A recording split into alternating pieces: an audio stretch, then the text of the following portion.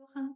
Bonjour Hélène, Bonjour Stéphanie, ça va? ravie de vous retrouver pour ce rendez-vous mensuel en compagnie d'Hélène Micollet, où on va ce mois-ci parler des histoires de poids autour du transgénérationnel. Hélène est spécialisée dans la psychologie transgénérationnelle et elle vient chaque mois nous éclairer sur une problématique qu'on peut peut-être visiter nous-mêmes ou quelqu'un de notre entourage ou tout simplement qui nous intéresse. Et ce mois-ci, ce sera autour des histoires de poids. Alors, avant qu'on commence, on va vous expliquer un petit peu comment va fonctionner l'heure qui suit. Et pendant que je vous explique ça, on aimerait bien que vous puissiez vous présenter, nous dire qui vous êtes, d'où vous venez. Est-ce que c'est la première fois qu'on est ensemble ou est-ce que vraiment vous nous rencontrez aujourd'hui? De quelle région vous êtes? Et puis, n'hésitez pas, comme c'est un Zoom, on est entre nous d'une certaine manière. Donc, vous pouvez, si vous le souhaitez, mettre la caméra. Ce n'est pas du tout obligé, vous pouvez rester comme ça. Et puis, pendant une demi-heure, on va échanger avec Hélène sur ce sujet-là. Et ensuite, vous pouvez le mettre dans le chat hein, si vous voulez nous en dire un peu plus sur vous. Et la demi-heure qui suit, la seconde, sera un temps pour vous qui vous est complètement consacré pour que vous puissiez en direct poser les questions qui vous intéressent par rapport à ce sujet et pour qu'on puisse y répondre avec le plus de pertinence possible. Vous dire que ce temps-là est enregistré parce qu'ensuite, on va proposer un replay aux personnes qui ne peuvent pas être là et qui n'auront pas la chance de poser des questions comme vous, mais ça sera sur la chaîne YouTube. Hélène, on a pensé aux histoires de poids parce que, évidemment, le poids raconte aussi beaucoup de choses par rapport aux histoires de famille. Alors, la première question que je voulais te poser, c'est quand on parle des histoires de poids, quelles sont les formes que ça peut prendre en fait? Comment ça peut se raconter pour nous, cette histoire de poids? Oui, alors on peut parler du poids, le surpoids, des obésités, les problématiques souvent liées aussi à un dysfonctionnement hormonal, mais aussi de l'histoire aussi personnelle et familiale. Et puis on peut parler aussi du manque de poids, pas assez de poids, la maigreur extrême qui peut devenir dangereuse là aussi qui peut être lié à un dérèglement hormonal, mais aussi et surtout à des histoires non réglées, non solutionnées. Voilà. Et puis on évoquait il y a quelques minutes, Stéphanie, l'idée que le poids, même si on n'a pas de problématique, peut occuper notre esprit et nous amener à une vigilance extrême Mm. pour gérer notre alimentation de peur, d'être dans le trop, dans le pas assez ou dans le non-respect. Oui, on y reviendra tout à l'heure par rapport aux blessures émotionnelles, mais le poids raconte quelque chose en lien avec l'image qu'on a de nous, et ça peut être extrêmement subjectif. Donc, c'est pas parce que socialement, on va le dire comme ça, ou en tout cas à travers le regard de l'autre, il n'y a pas forcément quelque chose de notable, qu'il ne se passe pas énormément de choses pour la personne à l'intérieur, qui raconte aussi quelque chose par rapport à son histoire de famille. Hein, il ne Oui, faut oui. pas toujours se fier à l'enveloppe et plutôt D'ailleurs, m'écouter. certains anorexiques se voient très très grosses alors qu'il n'y a aucune chair sur les os. Mm.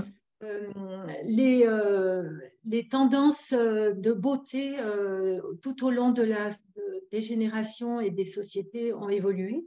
Il y a certaines sociétés qui vont apprécier les rondeurs. Nous, on est dans une extrême maigreur pour voir, par exemple, les mannequins. Hein, donc, c'est très compliqué et très subjectif.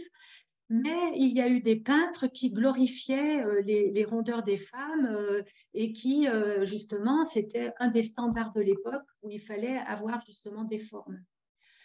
Donc là aussi, ça vient parler, les histoires de poids viennent aussi beaucoup parler de comment je me sens par rapport au regard de l'autre, comment je me vois moi, mais aussi comment les autres me perçoivent. Et il y a vraiment une idée de retour aussi par des mots qui peuvent être blessants, qui peuvent être mal interprétés et qui vont venir réveiller d'autres blessures intérieures personnelles. Mm. Alors, justement, on s'est interrogé, enfin, oui, on s'est interrogé sur cette histoire de poids. On s'est demandé, au sein de la famille, justement, comment ça se manifeste et par exemple, est-ce qu'il y a un lien avec la place qu'on peut avoir ou pas, justement, au sein du clan? Est-ce que ça raconte quelque chose? Oui, ça peut, voilà, il peut y avoir des pistes comme ça. Euh, euh, Quelqu'un qui, par exemple, n'est pas attendu dans la famille. Hmm. Donc, va se sentir mal accueilli. Voilà, c'est des ressentis, hein, c'est peut-être pas la réalité, mais pour lui, c'est ce qui compte. Eh bien, c'est une personne qui va peut-être beaucoup parler, beaucoup s'exprimer, mais aussi peut basculer dans le surpoids pour occuper une place qu'il ne se sent pas reconnu et en tout cas valorisé. Hmm. Voilà. Hein. Au contraire, il peut y avoir des personnes qui vont se gommer complètement, s'effacer, donc en étant en extrême maigreur, pour se faire oublier. Et donc là, on peut aussi se questionner pourquoi. Est-ce que dans le clan, il arrive en trop et donc il n'a pas une place et donc il valide le fait qu'il n'a pas de place. Voilà. Hmm. Donc, il va y avoir les deux possibilités en fait pour les mêmes ressentis. J'ai pas de place. Hmm. Hein, ils vont basculer dans le surpoids et d'autres dans l'extrême maigreur. Et d'ailleurs, on avait fait un zoom hein, là-dessus on en a même fait plusieurs. On a fait la place dans la fratrie, justement. C'était un Tout de à nos fait. premiers sujets. Donc, ça peut être un moyen pour vous, si vous sentez qu'il peut se passer quelque chose par rapport à la fratrie, d'aller regarder ce qui se passe. Finalement, le poids n'est qu'une manifestation d'un déséquilibre qui s'est installé dans la famille quelque part. Oui, Si oui, oui. déséquilibre de poids il y a. Ouais. Exactement. Hein, il peut y avoir aussi, moi je l'ai vu, hein, par exemple, un grand-père ou un arrière-grand-père, je ne me rappelle plus, illégitime, donc Mm. enfant non reconnu par son propre père. Eh bien, chez les descendants, il y avait deux cas d'anorexie et de maigreur extrême où la personne, elle essayait de se gommer. Elle disait, mais je ne suis pas légitime dans Mm. ce que je suis. Elle utilisait ce mot. Je ne suis pas légitime dans ma place professionnelle, dans mon couple, dans ma vie. Voilà. Et ça venait réveiller une blessure qui existait déjà sur un autre plan. Alors finalement, ça veut dire que si on prend cette blessure-là de l'enfant illégitime ou qui porte la mémoire de l'enfant illégitime, parce que tu m'expliquais que ça peut passer des générations. Du coup, ça peut se manifester de deux manières.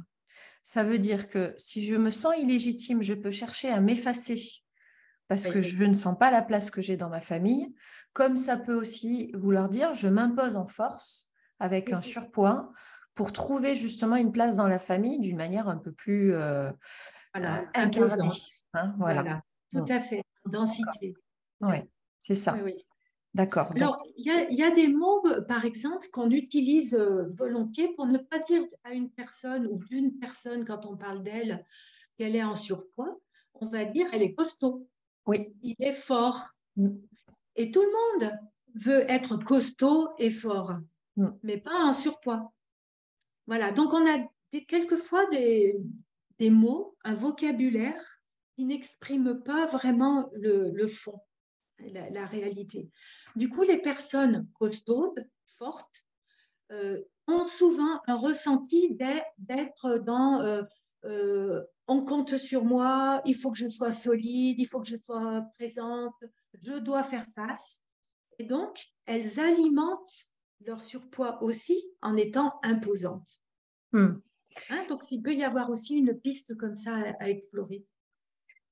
Et est-ce que tu identifies que d'une génération à l'autre, ça se raconte de la même manière ou est-ce que, par exemple, tu peux avoir une grand-mère qui va, je prends un exemple au féminin, mais ça peut être aussi au masculin, hein, Bien qui sûr, va aller convoquer, je dirais plutôt, de la minceur dans toute la lignée féminine parce que dans l'histoire oui, familiale, c'est important.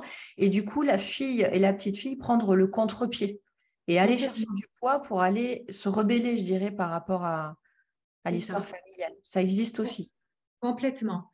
Par exemple, euh, un homme qui est en surpoids Oui.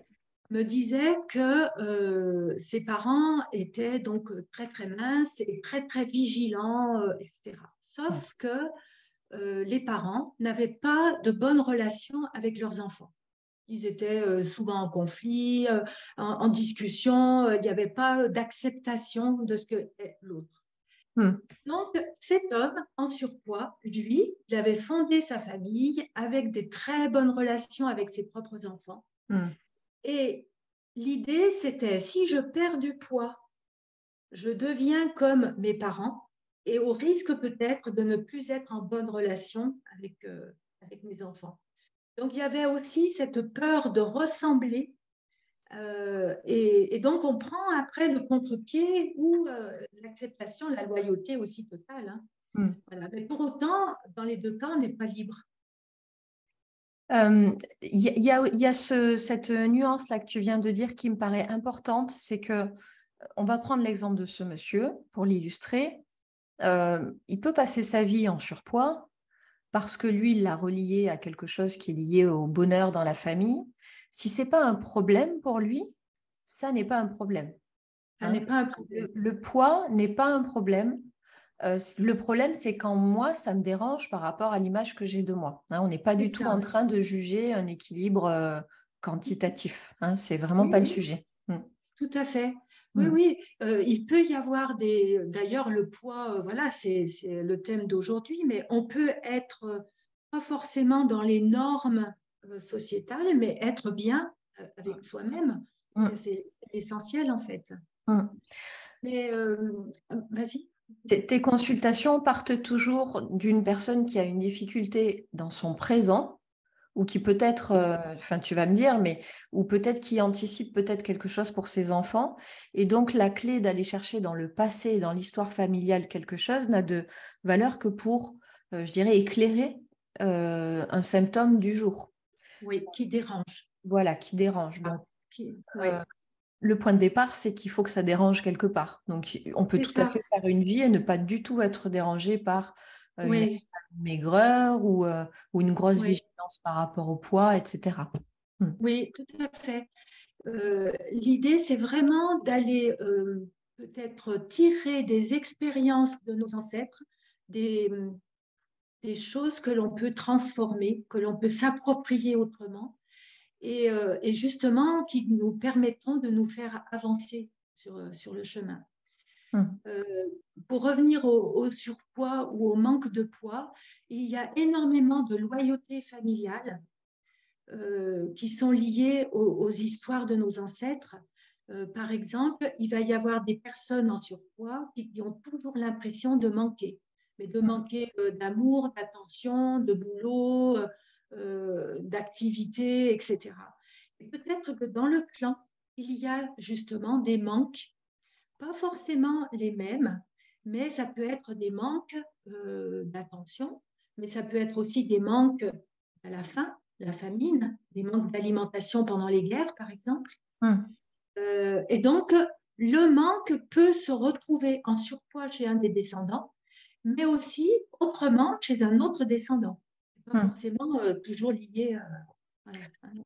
Tu veux dire que si dans la mémoire familiale, par exemple, je vais prendre l'histoire d'une famille où effectivement il y a eu la faim, hein, il y a eu des périodes où il y a vraiment eu la faim dans des familles avec la guerre, etc. Est-ce qu'il y a cette mémoire qui peut s'engrammer chez les enfants, les petits-enfants, de cette peur toujours de tout le temps manquer, alors qu'en fait, la personne n'a jamais vécu avec le manque matériel de la nourriture, mais il y a quelque chose qui se répète par rapport à ça. C'est ça. Oui, tout à fait. On s'est aperçu, donc ça, c'est des études scientifiques, on s'est aperçu que dans les clans où il y a eu la famine, la faim, le foie chez les descendants est différent. Le métabolisme est différent. Tandis que les clans où il n'y a jamais eu pénurie, eh bien le foie est normal, entre guillemets. Oui, donc le corps prend la trace de cette histoire-là. Et donc là, ça me paraît important de le souligner, mais si le corps a pris la trace, ça veut dire qu'on peut aussi travailler cette trace-là et changer l'équilibre. Ça veut dire qu'on peut, les neurosciences l'ont prouvé, on peut aussi du coup agir et renverser quelque chose. On a ce pouvoir-là, que l'histoire a le pouvoir de l'inverse. Je ne sais pas si je suis claire dans ce que je suis en train de dire. complètement. Ce qui a pu être Mm, provoqué par une émotion, par exemple, négative dans le clan, mm, eh bien, si ça a fonctionné dans ce sens-là, on peut renverser mm, le mécanisme et justement positiver et repartir sur quelque chose de nettoyé mm. partant de ces mémoires-là. Oui, complètement. Mm. Voilà. Justement, pardon, je t'en prie, vas-y. Mm, En fait, faire le poids, ça peut être aussi tenir, faire honneur. Ça peut être aussi retrouver une confiance en soi. Bien souvent, derrière les problématiques de poids, surpoids ou manque de poids, il y a une confiance qui n'est pas là, qui n'est mm, pas suffisamment centrée.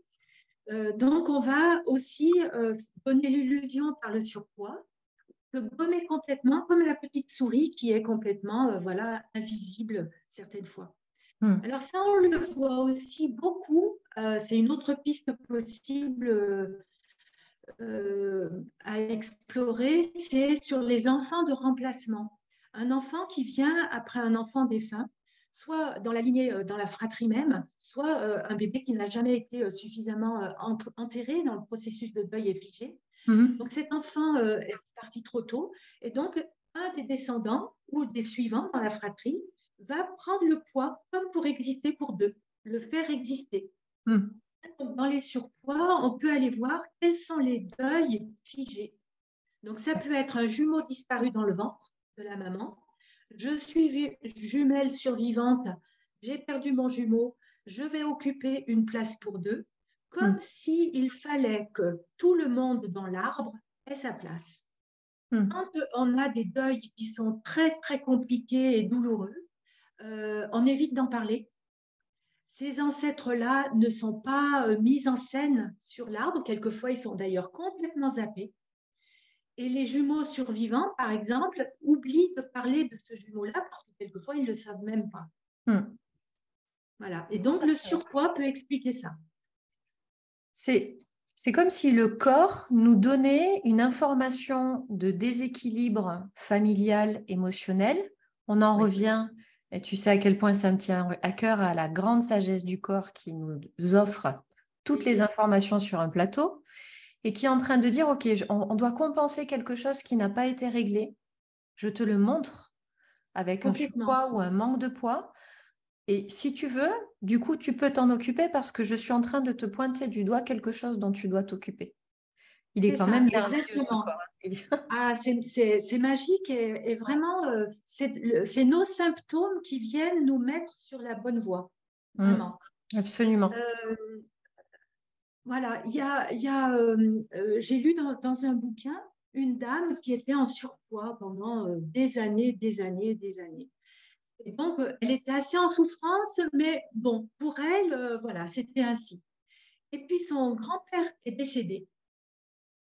Et elle s'est mise à maigrir sans rien faire, aucun régime, rien. Elle n'a pas changé son alimentation. Elle a perdu tous les kilos en trop.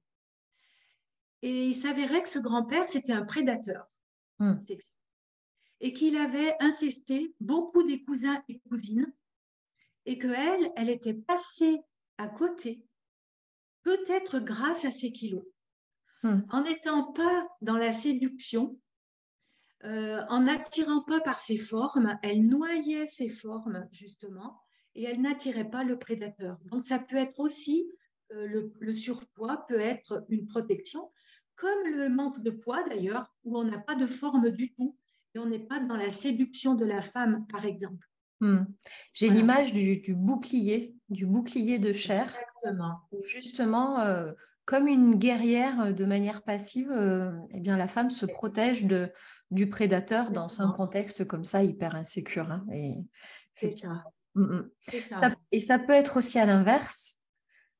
Ça peut aussi être l'histoire d'une femme qui va chercher vraiment à être une petite souris, à se Complètement. diminuer pour passer entre les murs et ne pas être visible par le prédateur là aussi. Ça peut Donc, aussi se raconter comme ça. tout à fait, exactement. On a souvent, enfin, il se trouve hein, souvent qu'il y a des problèmes de poids à des phases clés de notre vie, entre autres l'adolescence. La peur de devenir adulte, d'attirer le regard voilà, d'autres adultes et peut-être de prédateurs, surtout si dans notre clan, il y a des prédateurs qu'on sait ou qu'on ne sait pas, mais qu'on devine. Donc voilà, il peut y avoir aussi ce dérèglement. Il n'y a pas que les hormones qui sont en ligne de compte là, il y a vraiment la peur du regard de l'autre.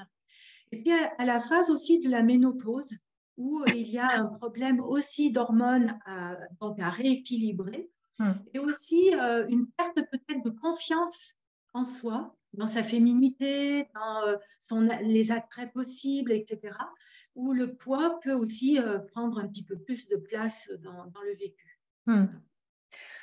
On, tu sais, c'est par rapport à l'intelligence du corps et dans ce contexte où on peut peut-être manquer de poids, parce qu'il y a des patientes et des patients qui voudraient prendre du poids, mais qui n'y arrivent pas.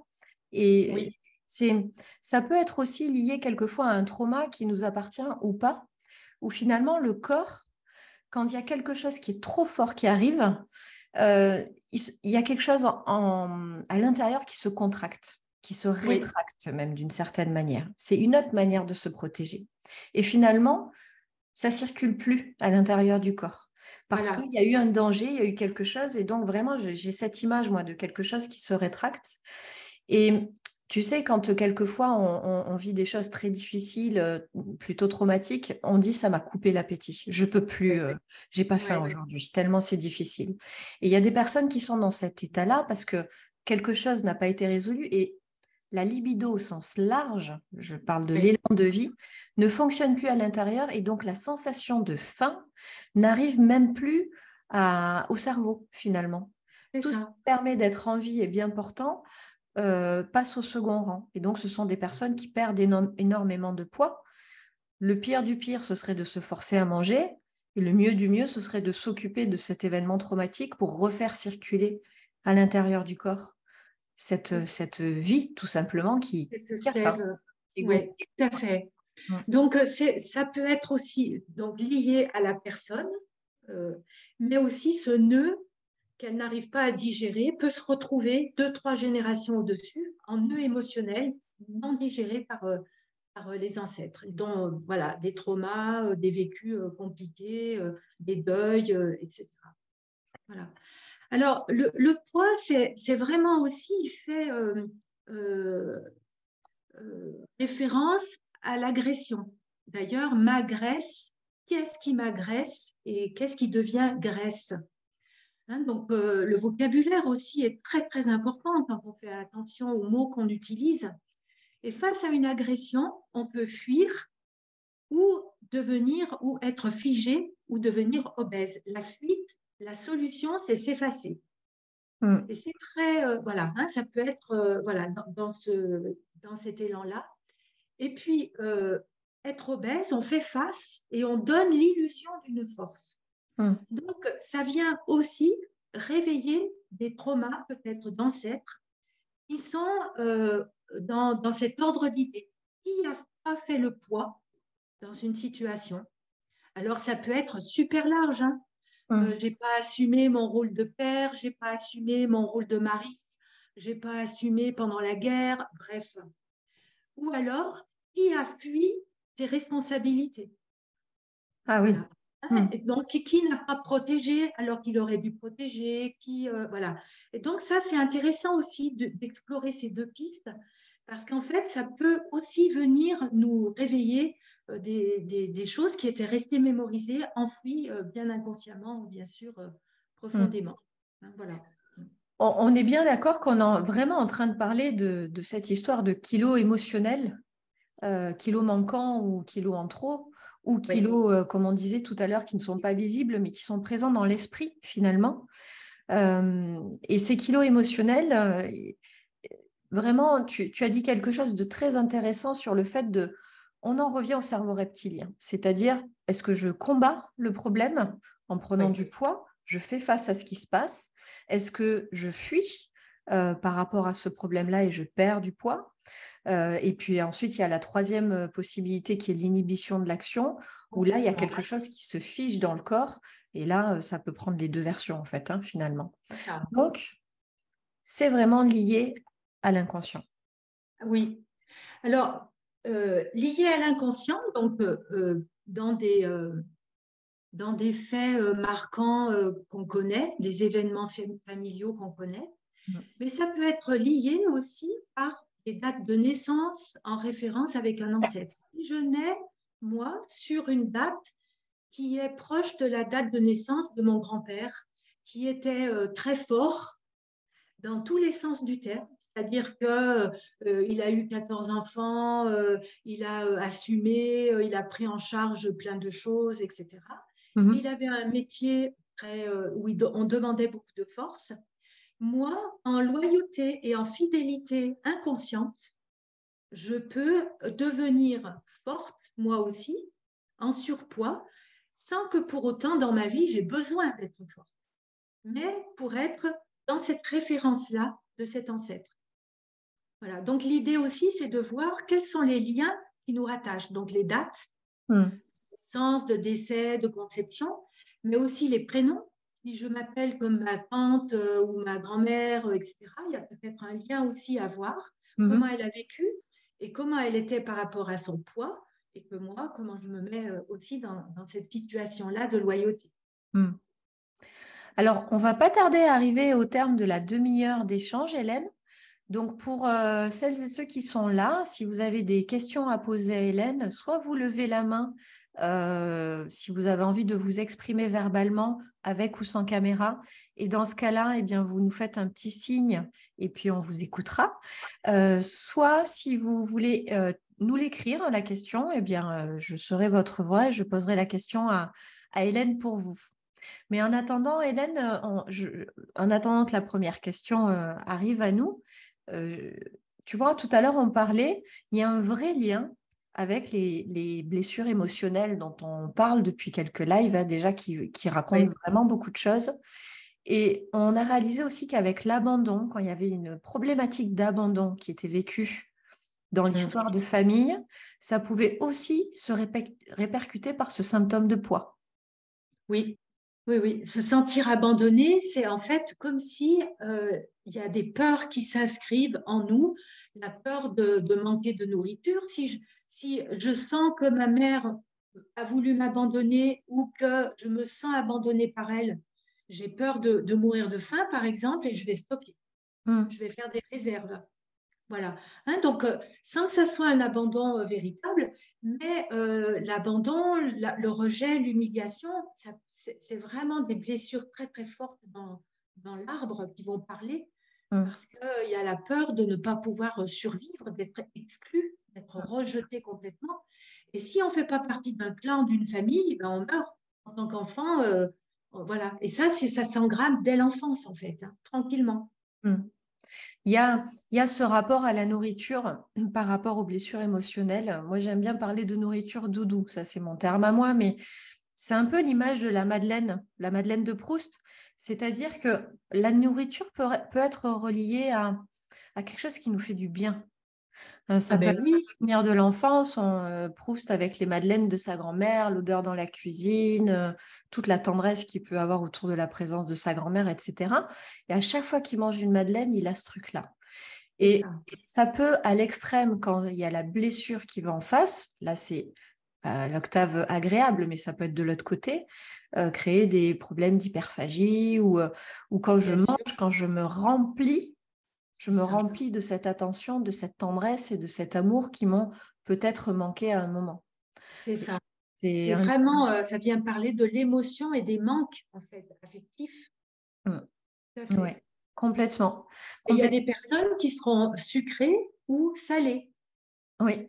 Donc, Mm. le sucré, on peut dire que c'est la maman, et le salé, c'est plus paternel. Donc, est-ce qu'il n'y a pas un manque maternel ou paternel?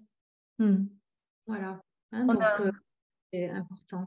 on a Sophie qui nous disait par rapport à la contraction du corps, qui témoignait en disant après un trauma aussi, le corps peut être bloqué par quelque chose qui se développe à l'intérieur jusqu'à créer un problème de santé. Et c'est vrai qu'on n'a pas évoqué ça. C'est-à-dire le poids, c'est une chose. À l'extrême, comme tout d'ailleurs dans la vie, quand on bascule dans les extrêmes, ça devient un problème de santé parce qu'il faut s'en occuper Bien sûr. urgemment. Tu dois, toi, régulièrement avoir des gens avec ce genre d'échéance courte, je dirais. tout à fait. problématique Oui, oui, radicale. oui. Oui, oui, oui, tout à fait. Oui, oui. Ouais. Euh, Quelquefois, on peut dire que la personne qui est dans un symptôme très prononcé, c'est peut-être celle qui est en charge de réveiller le clan sur un dysfonctionnement. Elle va se mettre en chemin pour elle-même parce qu'il y a une question de survie quelquefois, mais il y Mm. a aussi une histoire à réveiller et à révéler. Moi, j'ai rencontré le papa d'une jeune fille anorexique, mais en danger de mort. Mm. Donc, il vient me voir. Sa fille lui avait demandé qu'il fasse cette démarche. Et donc, elle était suivie en parallèle, donc à l'autre bout de la France, en psychogénéalogie, elle aussi.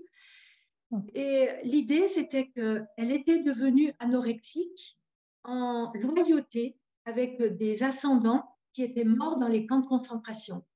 Et physiquement, elle ressemblait aux cadavres qu'on avait retrouvés dans les camps. Mm. Voilà, hein, il y avait donc aussi ça, aussi, hein, toutes ces histoires non, non élaborées suffisamment, en fait. Où là, Mm. il y avait tellement de souffrances qu'on n'en a pas parlé. Et du coup, il y a un des descendants qui se met dans cette mission-là de faire parler le clan. Mm. Alors, on a Julie qui nous propose de proposer sa situation vécue avec sa mère pour pouvoir. Bonjour Julie, Bonjour. on puisse apporter un Euh, éclairage. Mm. alors en fait, je reviens un petit peu sur ce que Hélène disait, ça s'est arrivé à peu près pendant la période d'adolescence. Ma mère m'a mise au régime parce que elle me voyait grosse et dans ses yeux à elle, je pensais que c'était le cas. Sauf que moi, je me suis mise en danger en ayant fait un régime, je sais pas, je devais avoir 13-14 ans.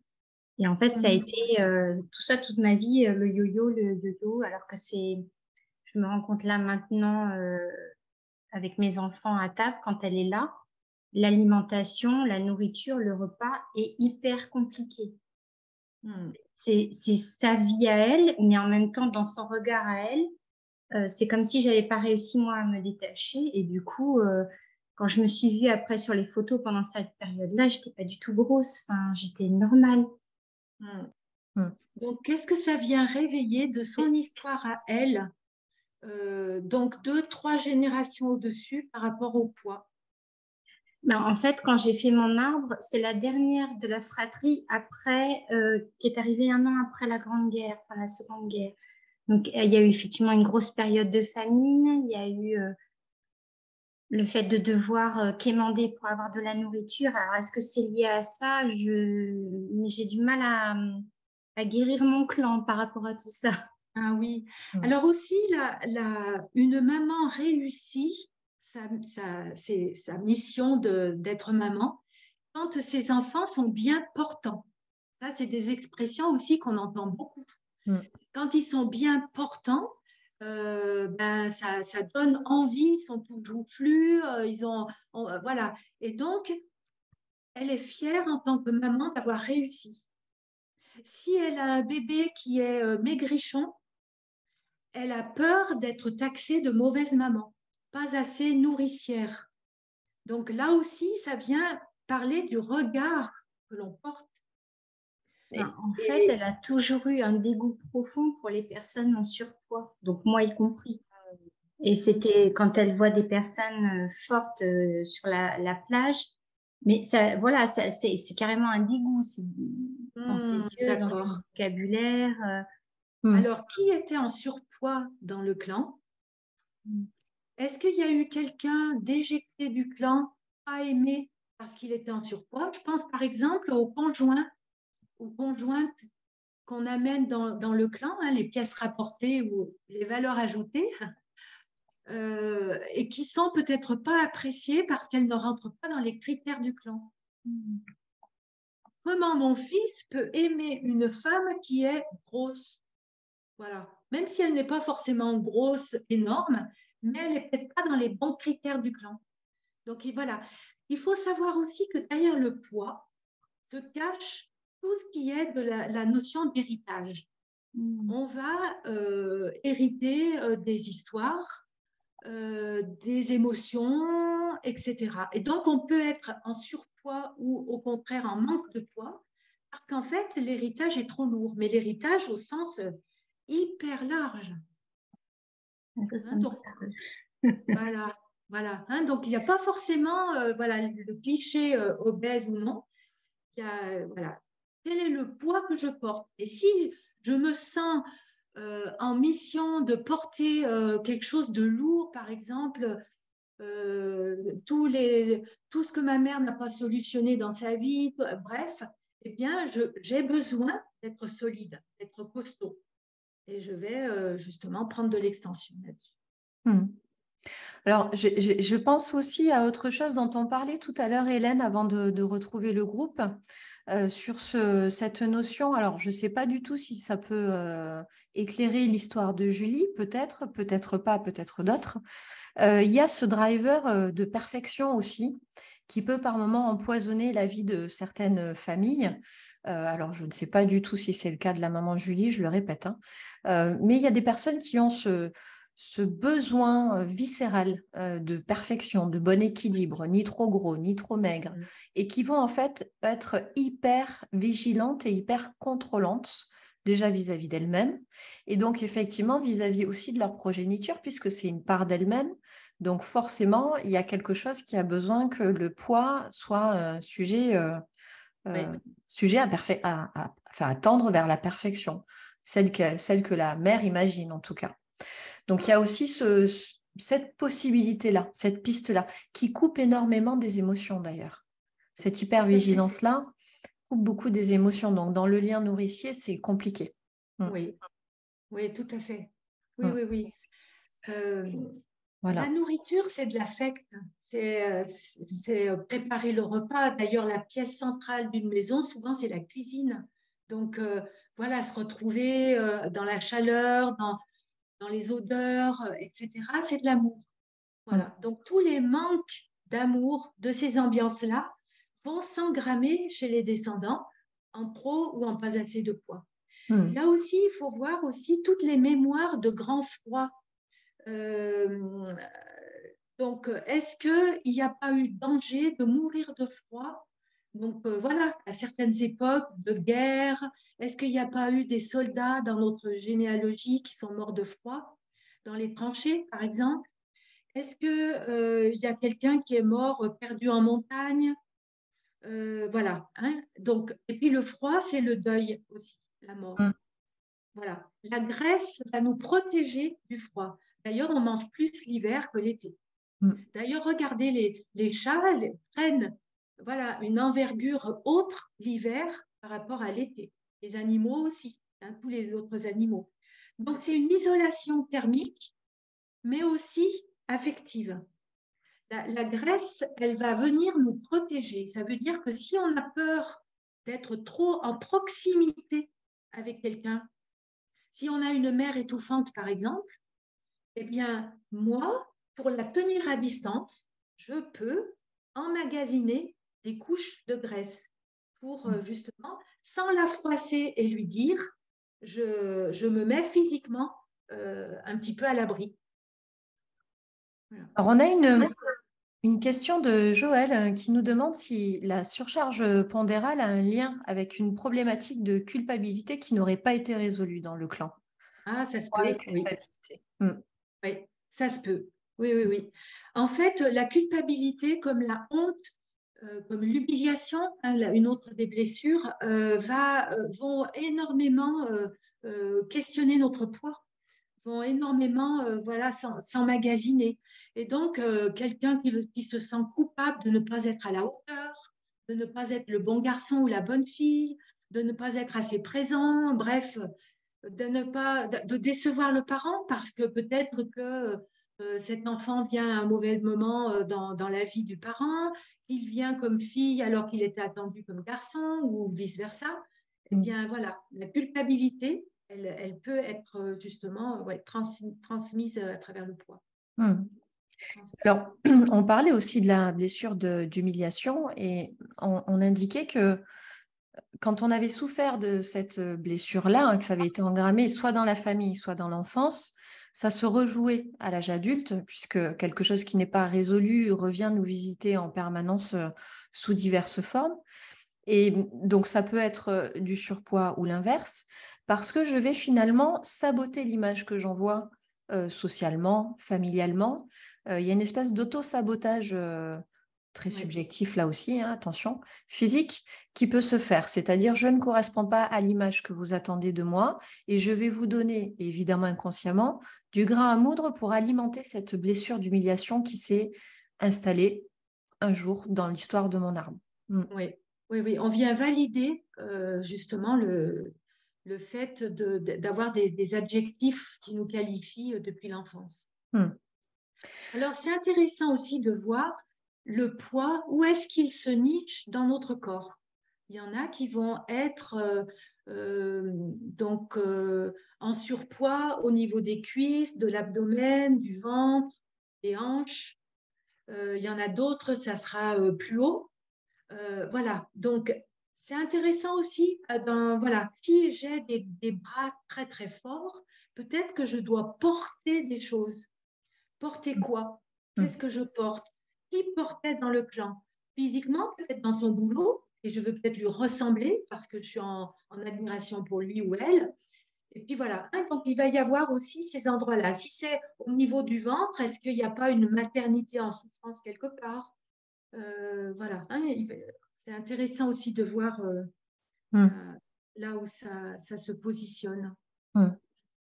Est-ce que le fait de faire remonter à la conscience une problématique qui se répète de génération en génération, déjà, est-ce que c'est du même sexe ou est-ce que ça peut être une problématique, je vais dire, dans la lignée masculine?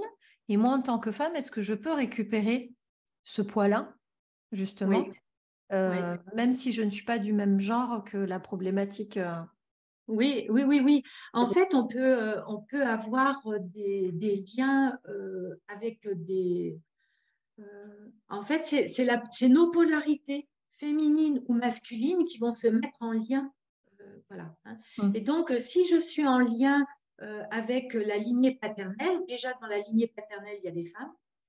Et puis, je peux être en lien avec mon père sur une problématique parce que sur ce tempo-là, il a joué plutôt sur son féminin. Et Mm. donc, je vais peut-être être en reconnaissance de lien avec lui et peut-être avoir envie peut-être de le protéger ou d'être la digne fille qu'il attendait. Voilà, hein. Donc, ça peut se jouer comme ça aussi. Oui, oui. Mm.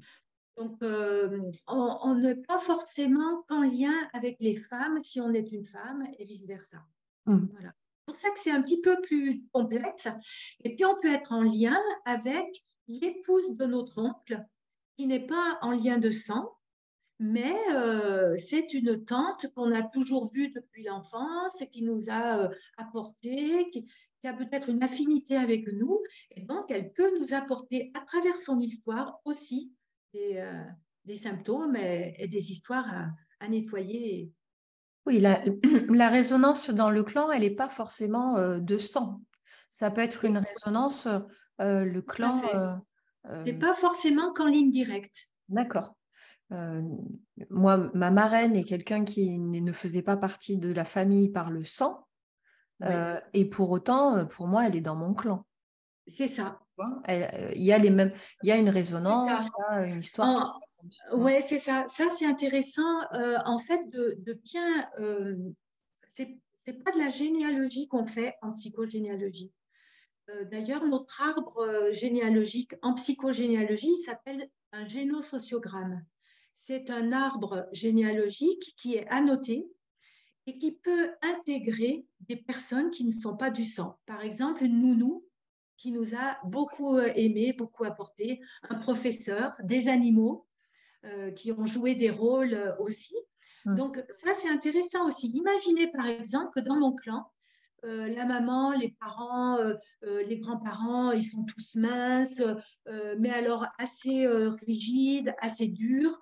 Et puis j'ai une nounou, alors la bonne nounou, là où je peux Mm. m'enfoncer dans ses rondeurs et qui m'apporte de l'affection. Eh ben, voilà quoi. Moi, je vais être en loyauté avec le clan, mais aussi avec cette nounou. Mm. Voilà, hein.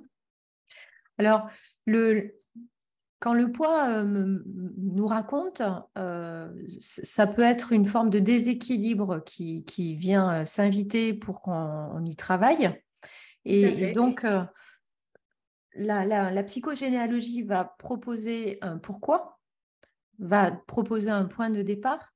Et par exemple, moi, je reçois régulièrement en consultation des personnes qui ont ce genre de problématique qui se joue. Et on va non seulement aller chercher le pourquoi avec ta proposition, et ensuite, il y a des manières de réinterroger, de proposer à l'inconscient une autre manière d'alchimiser, je dirais, cette histoire. Il ne s'agit pas de l'oublier, il ne s'agit pas de la mettre dans la poche et de dire, bon, mais non, mais ça, c'est bon, c'est fini. Ce n'est pas tout à fait ça. C'est de faire avec cette histoire-là et de trouver une manière de se l'approprier qui soit équilibrée pour nous dans notre présent. Et je vais rajouter, et pour nos enfants, si on en a. C'est ça. Donc, c'est important. Et moi, j'aime beaucoup quand tu nous racontes toutes ces histoires. Je me règle. Je vais t'appeler Sherazade. Histoire.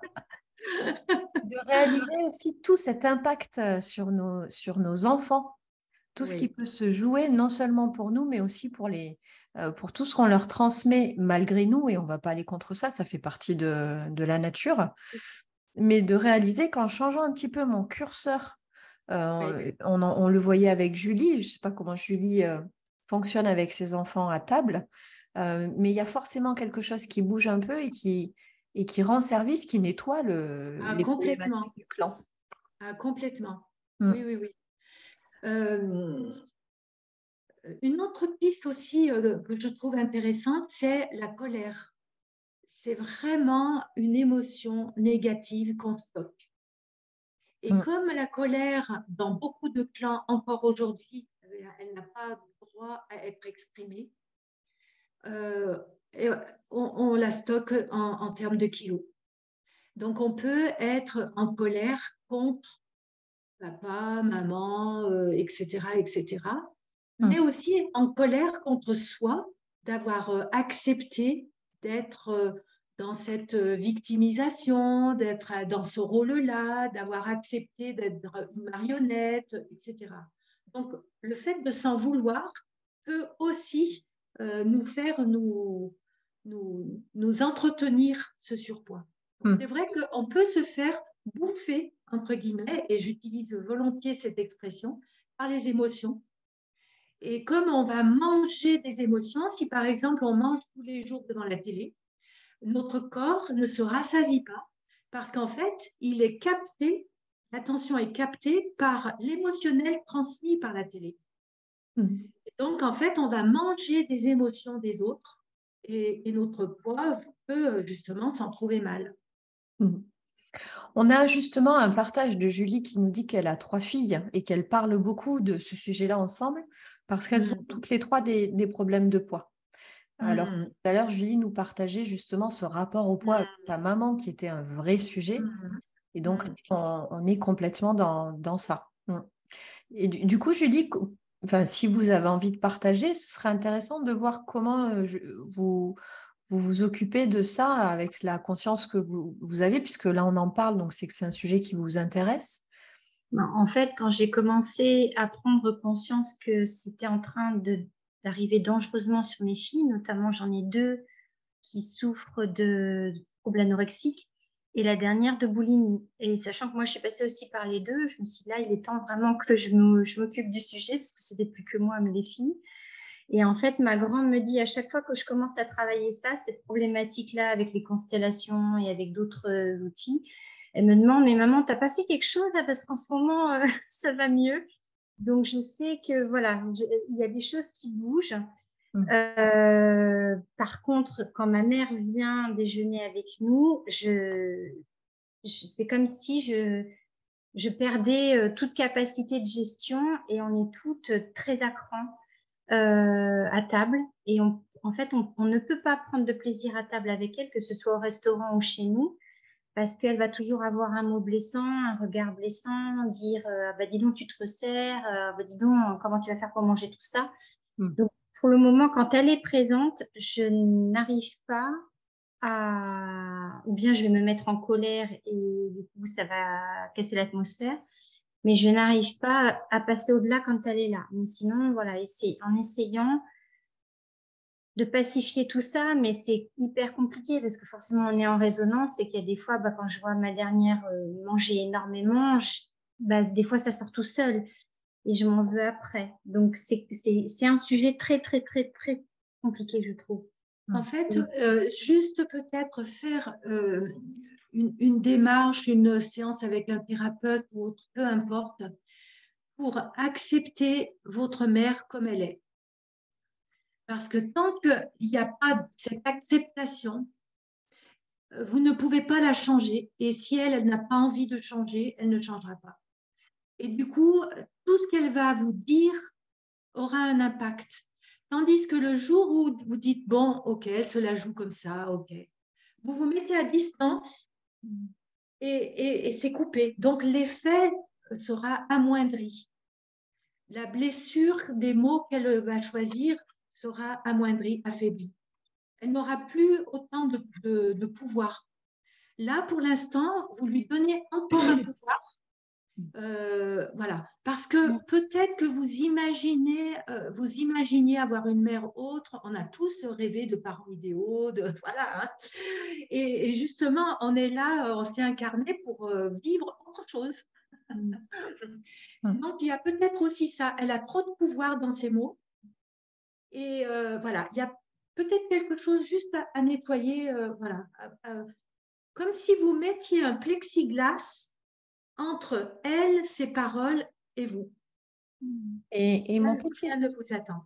mon petit doigt me dit que le jour où vous arriverez à faire ça, vous allez vous rendre compte que la conséquence directe, c'est qu'elle en dira moins. Ah ben, complètement. Parce que moi, j'ai cette image d'une paroi lisse. Mm. En fait, quand je réalise que je ne peux plus piquer, eh bien, je n'ai plus la main. Alors, tout ça, il n'y a pas de jugement, c'est très inconscient, tout ça. Mais du coup, les mots ne sortent plus puisque plus personne ne les reçoit. Mais ça, c'est vraiment dans l'énergie du moment. Les repas de famille, c'est très, très lourd de sens, d'émotions. Tout se joue pendant les repas. Hein, on voit bien, on arrive bientôt à Noël. Ah ben, Tout Noël, sera c'est raconté, terrible. Hein. les catastrophes, les drames, les trucs qui se rejouent C'est depuis ça. 30 ans, etc. Mais les repas de famille au quotidien, c'est aussi ça. C'est un temps où tout se catalyse. Mm. Donc, il y a un truc qui demande à bouger un tout petit peu au niveau de l'attention que vous pourriez porter à ça. Bon, là, on parle facilement entre nous, mais on se doute bien que ce n'est pas aussi simple. Et en même temps, ça peut être d'un claquement de doigts. Vous voyez? Et de réaliser qu'en conséquence, ça va bouger. Et parce que chez vous, ça bouge, vos 3 filles vont le sentir. Bien sûr. Mm. Bien sûr. Merci, Julie. Merci. On a Sophie qui nous dit justement que c'est intéressant par rapport aux enfants. Alors là, c'est justement, tu vois, Hélène, c'est intéressant. Ces filles adoptées sont ados. Et donc, c'est par rapport à ce que tu disais par rapport à l'arbre, tu vois. Et elles disent qu'elles ne veulent pas porter un enfant quand elles seront adultes. Donc, je comprends, Sophie, que c'est par rapport au poids ou pas du tout? Parce que, est-ce que En tout c'est cas, la... c'est intéressant à porter. Donc, on porte un poids. Hein, quand on est enceinte, on porte un poids. Mais ça veut dire aussi que pour les enfants adoptés, il y a la résonance de la famille biologique, même si ces enfants n'ont jamais connu leur famille biologique. Mais dans leur sang, dans leurs veines, dans leurs gènes, circule l'histoire de la famille biologique. Donc, même s'ils sont adoptés à 15 jours, il y aura aussi cette histoire-là, donc qui est en elles. Alors, question de poids, voilà. Après, si elles ne veulent pas porter un enfant, c'est que peut-être elles ont eu le traumatisme de l'abandon. Donc, du coup, elles ont peut-être peur de récidiver ou de faire porter à leurs enfants quelque chose voilà, hein, qui leur fait peur, qu'elles n'ont pas encore élaboré suffisamment.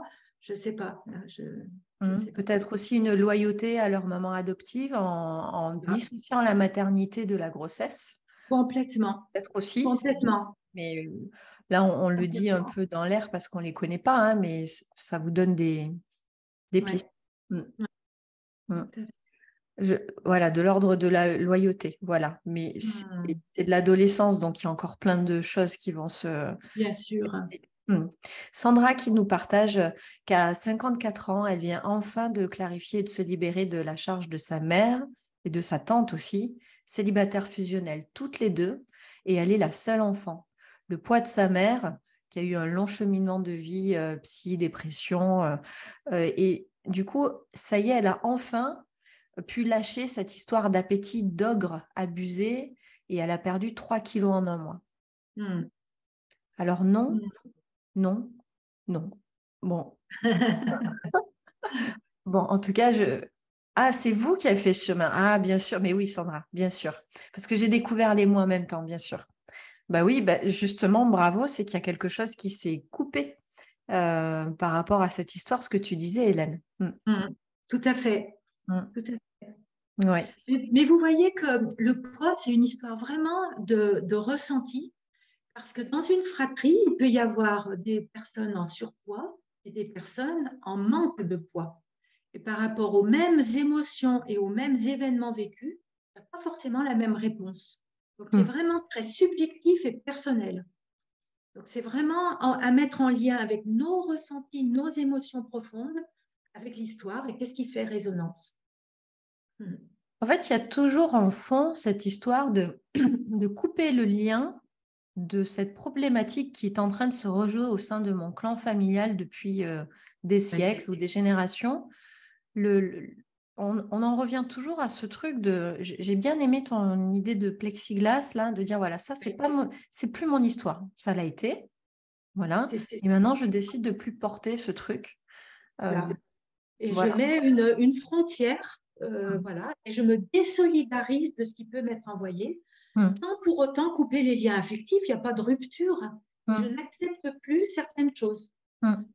Le poids du grand-père qui n'a pas fait ce qu'il fallait, non, j'en veux plus. C'est son histoire, c'est plus la mienne. Voilà. Alors, ça va être parfait pour terminer sur le partage avec Sandra qui nous dit « J'ai réussi, mes 2 enfants sont bons vivants et plutôt dodus. » Et s'ils sont heureux, tout va bien. Voilà. Voilà. Donc, en tout cas, on espère que vous avez passé un bon moment avec nous. On voulait vous partager que le mois prochain, je crois que c'est le mois prochain, Hélène, on va parler, tenez-vous bien, du choix inconscient de nos partenaires de vie. Hein. Pourquoi je me suis mariée avec cette personne? Pourquoi je choisis d'être avec celle-ci? Pourquoi bon, vous voyez tous les pourquoi qu'on peut avoir. Hein. Voilà, donc ça va être très intéressant. Il n'y a pas que l'amour qui nous fait nous rencontrer. Et il n'y a pas que l'amour. Voilà, donc ça va être intéressant de regarder tout ça. Pour celles et ceux qui veulent aller un peu plus loin, en mars, avec Hélène, on propose un très beau un stage, un week-end, le 11 et 12 mars. On sera en Ardèche, dans un lieu en pleine nature. Hein. Et avec Hélène, vous allez pouvoir créer ou revisiter votre arbre familial, parce que je crois que c'est le travail de toute une vie, je réalise maintenant. Et puis, moi, je vous accompagnerai en vous proposant de l'hypnose autour de ça pour aller interroger l'inconscient sur les fils qui ont pu se tisser inconsciemment à travers l'arbre et comment on va pouvoir justement couper les liens qui sont aujourd'hui problématiques. Voilà. Donc, on espère... donc, vous retrouverez tout. Hein, on va vous écrire, vous aurez toutes les infos. On espère vous retrouver le mois prochain si vous avez envie d'en savoir un peu plus sur le choix de votre partenaire de vie. En mars, si vous avez envie qu'on passe 2 jours ensemble en présentiel, en vrai. Et puis, vous avez aussi une proposition de consultation individuelle avec Hélène et avec moi si vous le souhaitez. Voilà, on vous dit à très bientôt. Merci beaucoup. Merci. Merci beaucoup. Merci à vos belles présences. Et on vous dit à très bientôt. Au revoir. Merci à vous. Merci pour les gentils mots et les rencontres.